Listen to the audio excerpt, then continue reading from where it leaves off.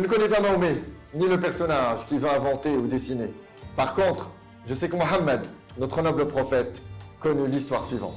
Une dame lui ramena un manteau tissé avec une bordure et lui dit « Ô messager d'Allah, je l'ai tissé de mes propres mains et je suis venu te l'offrir pour que cela te soit un vêtement. » Le prophète accepta le cadeau, le prit et le porta. Il faut dire qu'il en avait réellement besoin.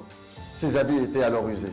Il sortit ensuite vers ses compagnons en ayant sur lui son nouvel habit. Un homme, saisi par la beauté du manteau, lui demanda « Ô prophète d'Allah, que ce manteau est beau, donne-le-moi. » Le prophète lui répondit « D'accord. » Dès qu'il retourna chez lui, le messager d'Allah plia soigneusement l'habit et l'envoya vers l'homme qui en avait fait la demande.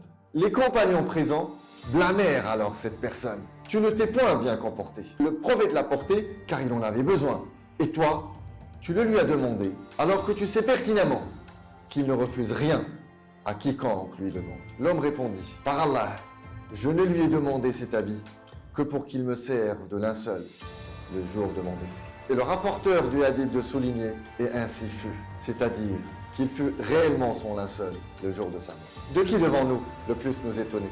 De cette dame aimant tant son prophète et qui, de sa propre initiative, passa des jours et des nuits à tisser cet habit. Ou du prophète, paix et bénédiction de Dieu sur lui, et de son comportement exemplaire. Ou de cet homme qui ose faire cette demande, sachant pertinemment que le prophète ne lui dira pas non. Cet homme dont la pensée va au moment de sa mort et qui voudrait rejoindre l'au-delà avec la vie du prophète bien-aimé. Ou encore de ses compagnons dont l'amour envers leur prophète n'a nul pareil. Cela ne peut qu'inspirer admiration et respect, un modèle d'humilité et d'ascétisme, un modèle, un vrai